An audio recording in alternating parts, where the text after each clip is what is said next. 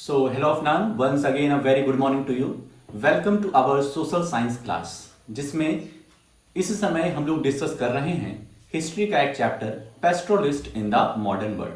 कल हम लोगों ने जाना कि पेस्ट्रोलिस्ट होते कौन हैं, कैसे दिखते हैं, वो किन ग्रुप्स के साथ रहते हैं, कहाँ वो ट्रैवल करते हैं और ट्रैवल करने का क्या उनका वो है, एक तरीका है, एक पैटर्न क्या है ट्रैवल करने का। ये सब चीज़ें हम लोग देखे थे।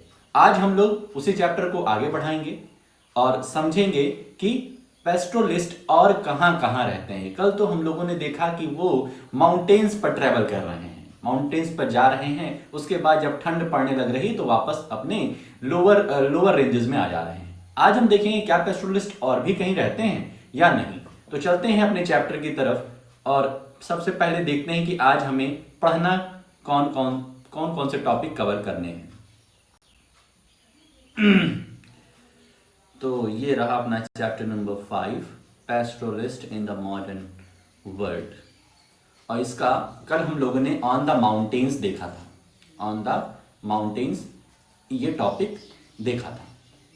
आज हम लोग देखेंगे जो पेस्टोरल नोमैड्स हैं वो प्लेट्यूज में, प्लेन्स में और डेजर्ट में भी रहते हैं। एक टॉपिक ये कवर करेंगे और जो दूसरा टॉपिक अपना colonial rule and pastoral life है कि पेस्टोरल लाइफ में कॉलोनियल रूल का क्या इफेक्ट पड़ा, किस तरीके से ब्रिटिशर्स उन पर रूल रेगुलेशन लगाए। इसमें से कुछ 2 पॉइंट्स हम लोग देखेंगे, शुरू के 2 पॉइंट्स, मतलब सब टॉपिक नहीं टच करेंगे आज, इसी मेन टॉपिक का कुछ 2-3 पॉइंट देखेंगे। तो इस तरीके से आज का अपना ये वीडियो रहेगा। फुल कंसंट्रेशन रखिएगा जिससे कल की तरीके से आपको आज भी सब कुछ क्लियर रहे। On the plateau, plains and deserts, not all pastoralists operated in the mountains. They were also to be found in the plateaus, plains and deserts of India. कह रहे हैं सभी के सभी पेस्ट्रोलिस्ट माउंटेन पर ही ऑपरेट नहीं करते, वहीं पर नहीं रहते। उनमें से कुछ पेस्ट्रोलिस्ट ऐसे भी हैं जो प्लेट्यूज में, प्लेन्स में और डेजर्ट्स में, इंडिया के डेजर्ट्स में रहते हैं। Dhangars were an important pastoral community of Maharashtra. Maharashtra की एक पेस्टोरल कम्युनिटी है जो कि धनगर्स के नाम से जानी जाती है। In the early 20th century, their population in this region was estimated to be 4,67,000. Current 20th century जब शुरुआत हुई थी, अर्ली 20th सेंचुरी की बात कर रहे हैं, तो इन धनगर्स की पॉपुलेशन जो कि एक पेस्टोरल कम्युनिटी है, इनकी पॉपुलेशन 4,67,000 बताई जाती थी। Most of them were shepherds, some were blanket weavers and still others were buffalo herders. कह रहे हैं उसमें से ज्यादा लोग शेफर्ड्स थे, कुछ लोग ब्लैंकेट वीवर्स थे, मतलब ये रजाई कंबल वगैरह बुनने का काम करते थे, और कुछ लोग क्या थे, बफेलो हर्डर्स थे, मतलब भैंस का पालन पोषण करते थे। The Dhangarh shepherd's stayed in the central plateau of Maharashtra during the monsoon. अब शेफर्ड्स की यहां पर सिर्फ बात कर रहे हैं, तो धनगढ़ शेफर्ड्स जो शिप वगैरह के ये जो भेड़ बकरियों के साथ रहते थे, वो कहां स्टे करते थे, तो सेंट्रल प्लेट्यू ऑफ महाराष्ट्र। जब मानसून का समय रहता था, जब बारिश का समय आना होता था, तब ये सेंट्रल प्लेट्यू ऑफ महाराष्ट्र में रहते थे, वहां स्टे करते थे। This was a semi arid region with low rainfall and poor soil. यहाँ की जो सॉइल थी बहुत ही खराब थी, लेस फर्टाइल थी, बहुत कम पानी बरसता था। It was covered with thorny scrub, और यहाँ पर जो प्लांटेशन थे वो ज्यादातर थॉर्नी थे। थॉर्नी मतलब कांटेदार वृक्ष यहाँ पर पाए जा रहे थे। Nothing but dry crops like bajra could be sown here. Nothing but dry crops like bajra could be sown here. ज्यादा कोई फसल यहाँ पर ग्रो नहीं कराई जा सकती थी सिवाय बाजरा के। In the monsoon this tract become a vast grazing ground for the Dhangar flocks. जब मानसून का समय रहता था तब यहां पर घासें वगैरह थोड़ा सा उग जाती थी, ग्रेजिंग ग्राउंड आ जाता था, तो इनके जो फ्लॉक्स थे, जो इनके भेड़ बकरियां थे, वो चर लेते थे। By October the Dhangar harvested their bajra and started on their move west. और अक्टूबर आते आते, मतलब ठंड का मौसम आते आते, धनगढ़ क्या करते थे, बाजरा की जो फसल है उसको हार्वेस्ट कर लेते थे, उसको काट करके फिर वेस्ट की तरफ, पश्चिम दिशा की तरफ मूवमेंट करने लग जाते थे। After a march of about a month they reach the Konkan. ध्यान रखना, ये लोग पैदल ही चलते थे। एक महीने की, मार्च मतलब ये महीना, मार्च महीना वाला नहीं है, ठीक है, ये मार्च है, मार्च मतलब पैदल चलना। तो कह रहे हैं एक मंथ पैदल चलते चलते ये कहां पहुंचते थे? कोनकन में। कोनकन एक प्लेस है। This was a flourishing agriculture track with high rainfall and rich soil. और ये जो जहां पे कोनकन है, कोनकन जो है बहुत ही अच्छा मतलब क्रॉप के दृष्टि से देखा जाए तो बहुत ही अच्छा लैंड है, वहां पे अच्छी सॉइल है, अच्छी खासी रेनफॉल होती है। Here the shepherds were welcomed by Konkani peasants. जो कोनकनी पीजेंट्स थे, कोनकनी फार्मर्स थे, वो इनका वेलकम करते हैं धनगर्स का, कि आइए आइए, स्वागत है Konkan. After the kharif harvest was cut at this time the fields had to be fertilised and made ready for the rabi harvest. और खरीफ जानते हो, बारिश के समय में जो क्रॉप्स को हम ग्रो करते हैं उनको खरीफ क्रॉप्स कहते हैं। तो कह रहे हैं खरीफ को हार्वेस्ट करने के बाद अब समय आ जाता है, क्योंकि रबी हार्वेस्ट कब होता है? तो ये ठंडी के समय में होता है, बरसात के बाद ठंडी का मौसम आता है। तो जैसे ही हम खरीफ क्रॉप को हार्वेस्ट कर लेते हैं, फिर रबी क्रॉप को ग्रो करने का समय आ जाता है। Dhangar flocks manured the fields and fed on the stubble.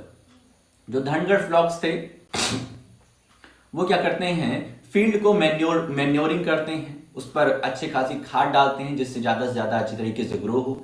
Stubble मतलब क्या होता है समझ जाओ। स्टबल मतलब जब कोई क्रॉप्स को तुम कट कर लेते हो और जो उसका नीचे का जड़ से लेकर के कुछ तना तक थोड़ा सा बहुत सॉइल में छूट जाता है, ठीक है, पूरा का पूरा नहीं कट करते हैं, तो उसी को स्टबल कहते हैं। यहां देखो लिखा है lower ends of grain stocks left in the ground after harvesting. The Konkani peasants also gave supplies of rice which the shepherds took back to the plateau where grain was scarce। अब कोनकनी peasants बहुत ही अच्छे हैं, वो क्या कर रहे हैं? वो शेफर्ड्स को, जो धनगर शेफर्ड्स हैं, उनको कुछ राइस दे रहे हैं, क्योंकि वहां पे जहां पे ये रहते हैं सेंट्रल प्लेट्यू ऑफ महाराष्ट्र, वहां पर क्या है? वहां पर राइस को ग्रो करना पॉसिबल नहीं है, तो ये उनको दे देते हैं। With the onset of the monsoon, the Dhangar left the Konkan and coastal areas with their flocks and returned to their settlements on the dry plateau। ठीक है, with the onset of monsoon, और monsoon आते ही ये धनगर क्या करते हैं? वापस से अपने सेंट्रल प्लेट्यू ऑफ महाराष्ट्र की तरफ निकल चलते हैं। The sheep could not tolerate the wet monsoon condition। और ये इसलिए जाते हैं क्योंकि अब यहां पर जहां पे कोनकन है, कोनकन में मानसून आने वाला है और इनके जो शीप हैं वो वेट मानसून को टॉलरेट नहीं कर पाते हैं। वो ज्यादा वेट मानसून होता है तो उनको फिर दिक्कत बनने लगती है। In Karnataka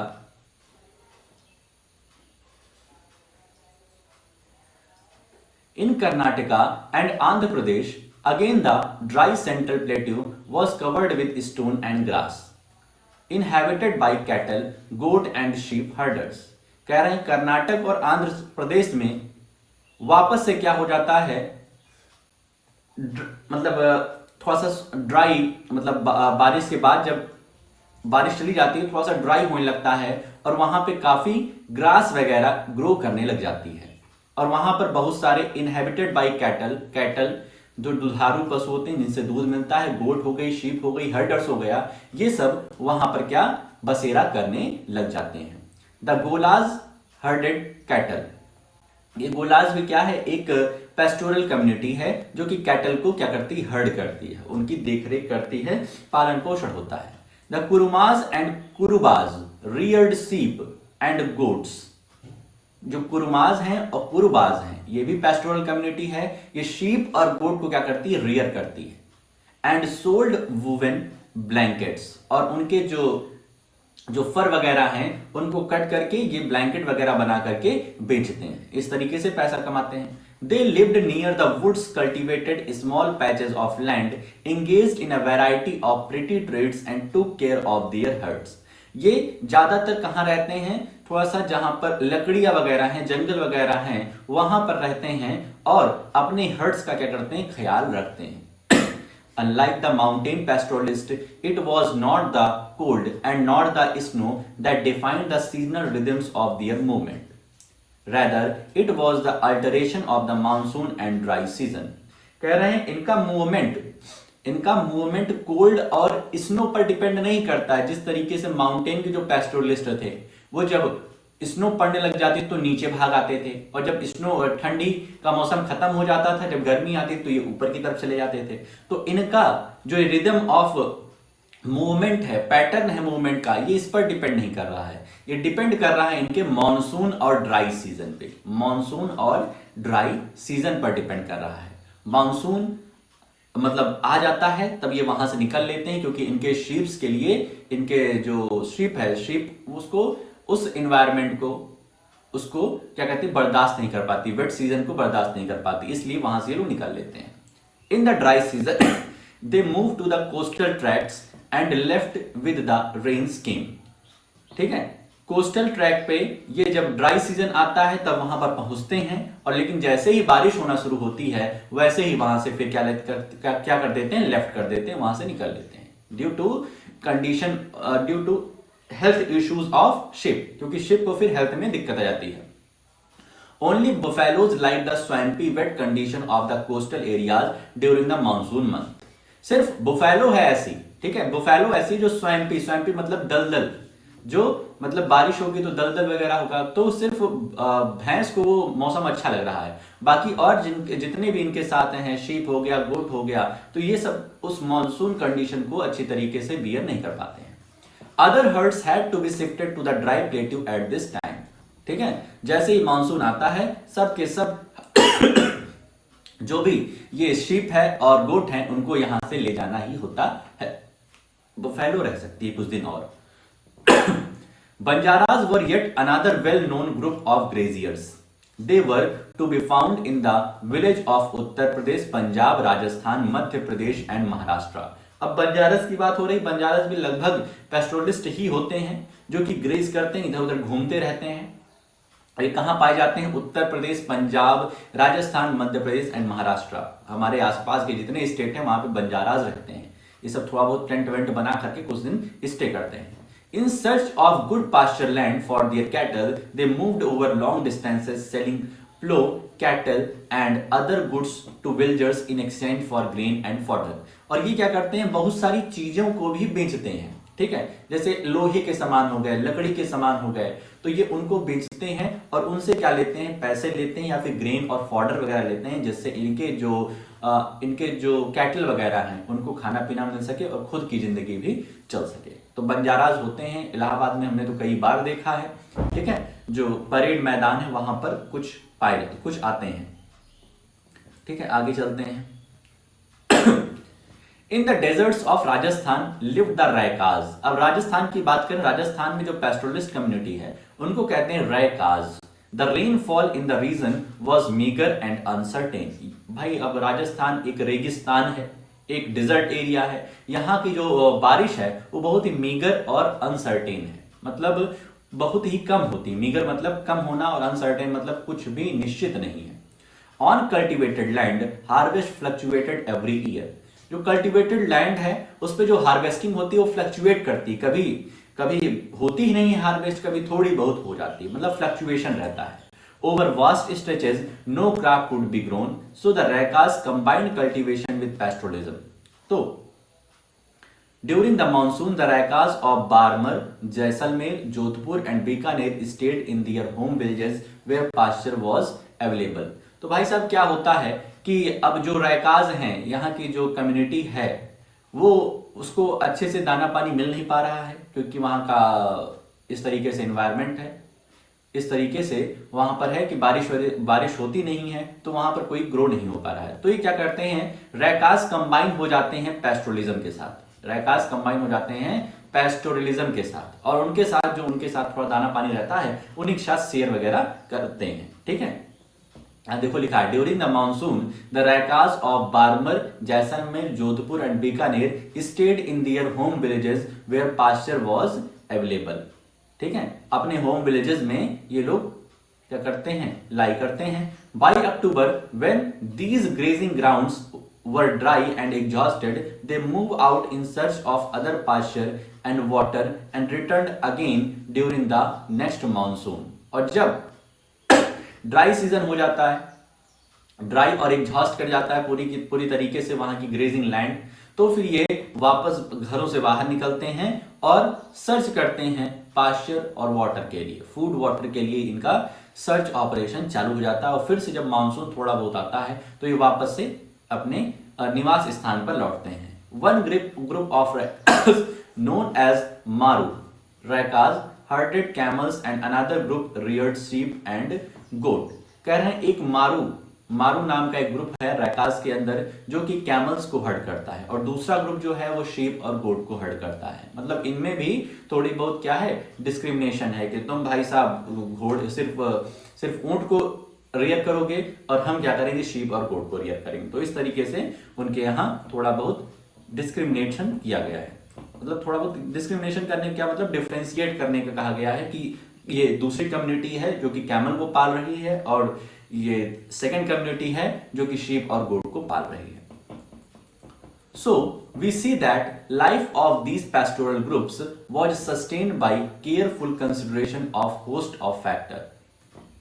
They had to judge how long the herds could stay in one area and know where they could find water and pasture.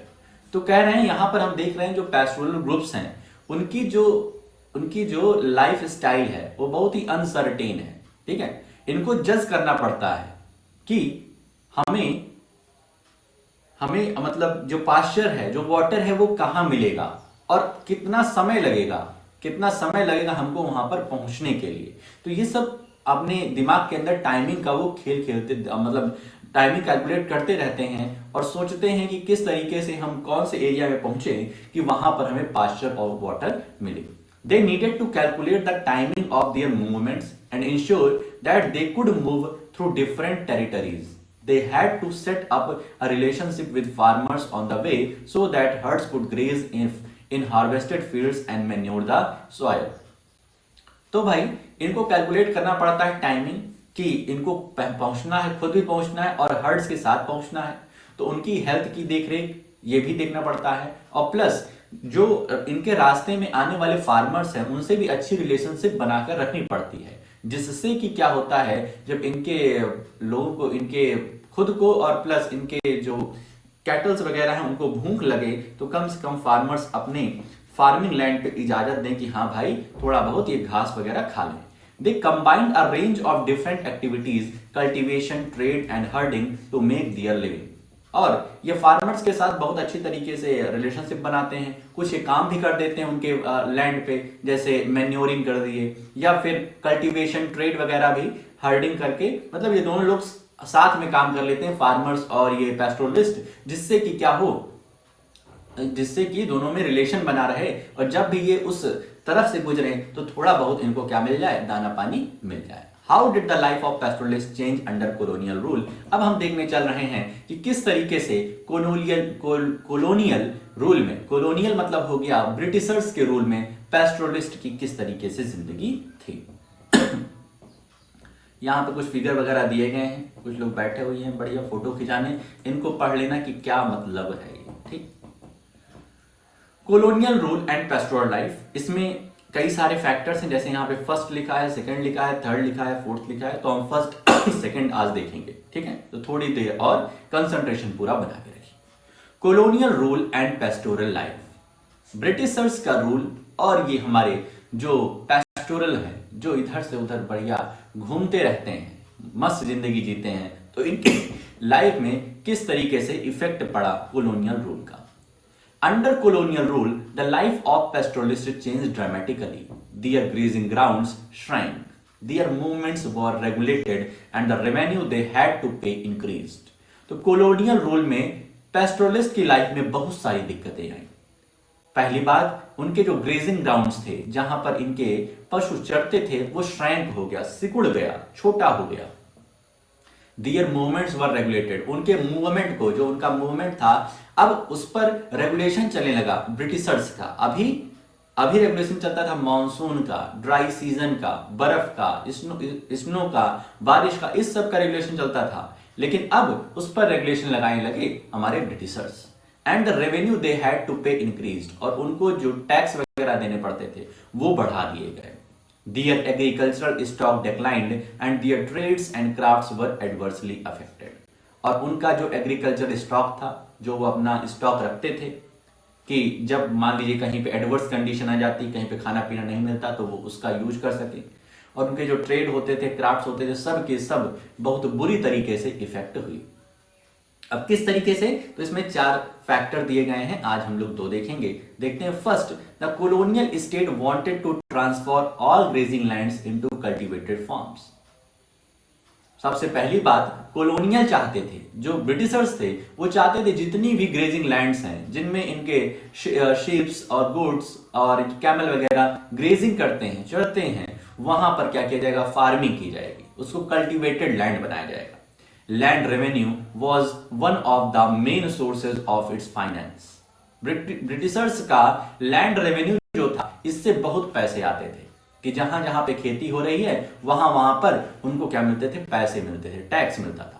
By expanding cultivation it could increase its revenue collection.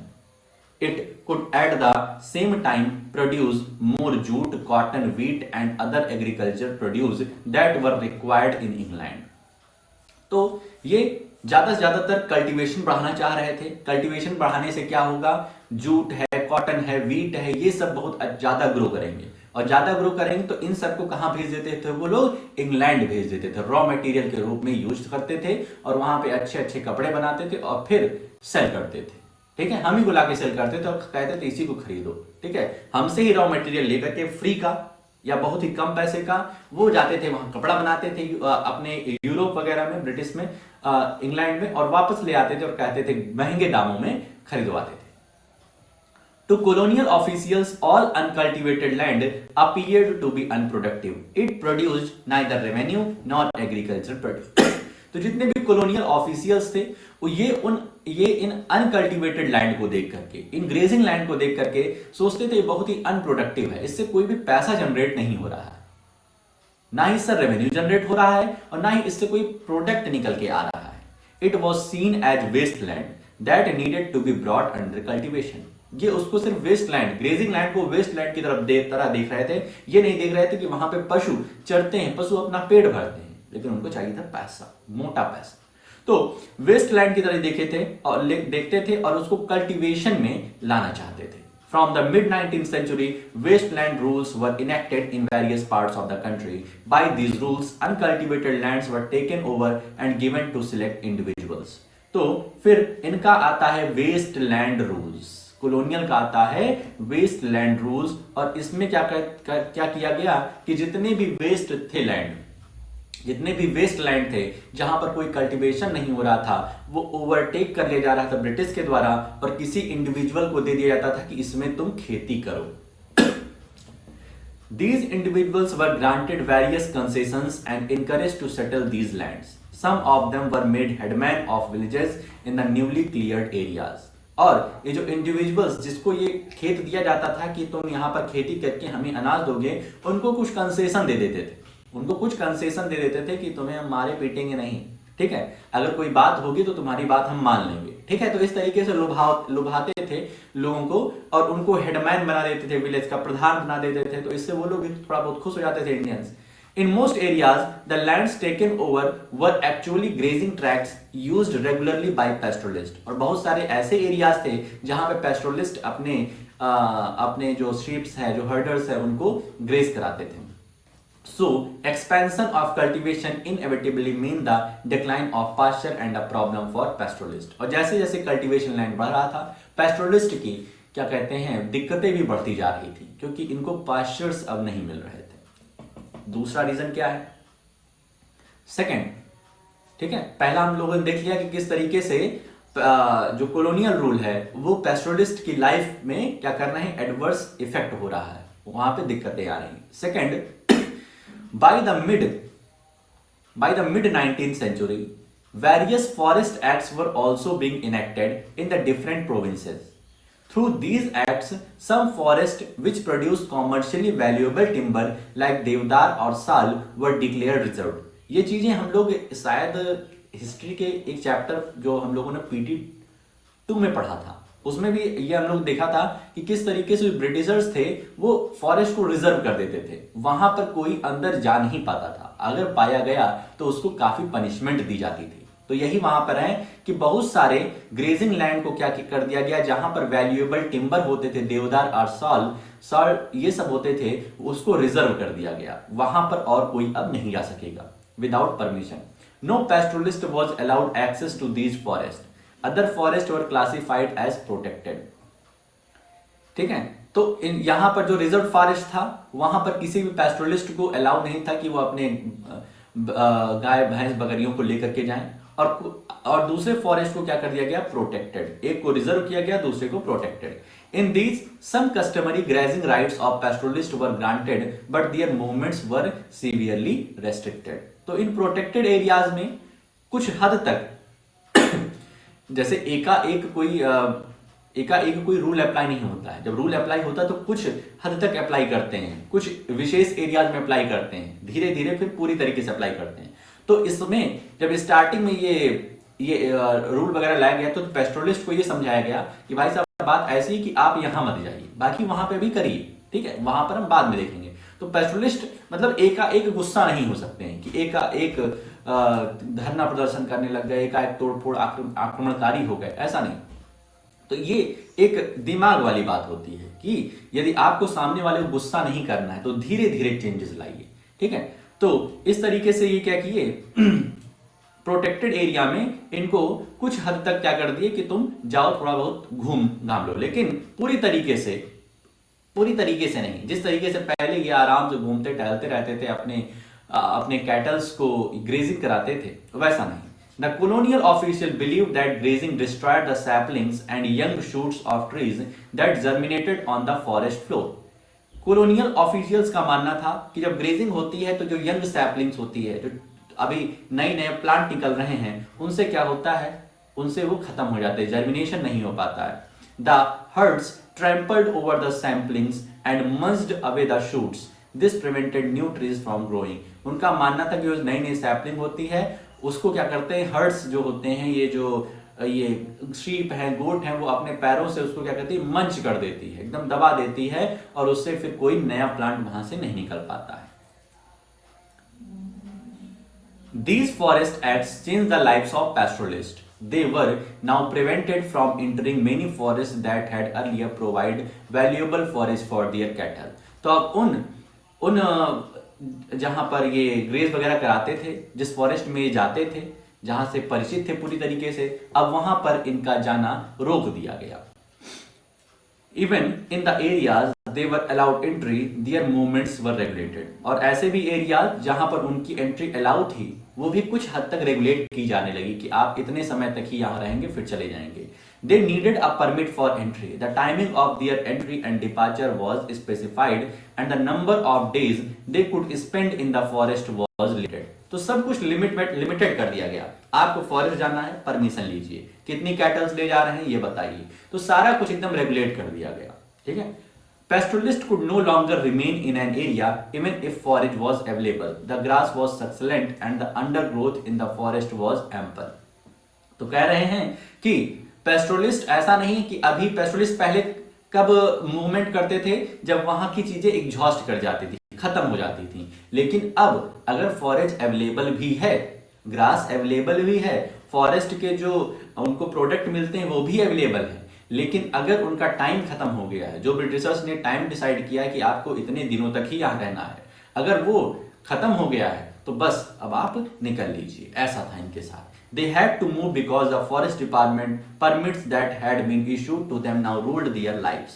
The permit specified the periods in which they could be legally within a forest. If they overstayed, they were liable to fines. अगर वो समय से ज्यादा रुकने का प्रयास करते थे तो फिर उन पर फाइन्स लगा दिया जाता था, उनको अच्छे खासे पनिशमेंट मिल जाती थी। इसलिए पूरी तरीके से रेगुलेशन हो गया ब्रिटिशर्स का सारी लैंड पर, ग्रेजिंग लैंड पर, और अगर किसी भी तरीके का ये लोग विद्रोह करते थे तो अच्छी तरीके से पनिशमेंट मिल जाती थी, ठीक है। तो इस तरीके से आज जो हम लोगों ने सोचा था वो हम लोगों ने कंप्लीट कर लिया। अब तुम्हारा काम क्या रहेगा कि वापस से आना, जितना आज हमने पढ़ाया है, रीडिंग अच्छे से करना, जो भी फिगर्स वगैरह हैं, जो भी फिगर्स हैं और उनके नीचे कुछ लिखा हुआ है प्लस कुछ कॉलम में लिखा हुआ है, तो इसको अच्छे से पढ़ लेना और देख लेना। कुछ दिक्कत होती है तो शाम को पूछ लेना। तो आज के लिए अपने इस वीडियो में हम लोग इतना ही रखते हैं, मिलते हैं नेक्स्ट वीडियो में। ओके।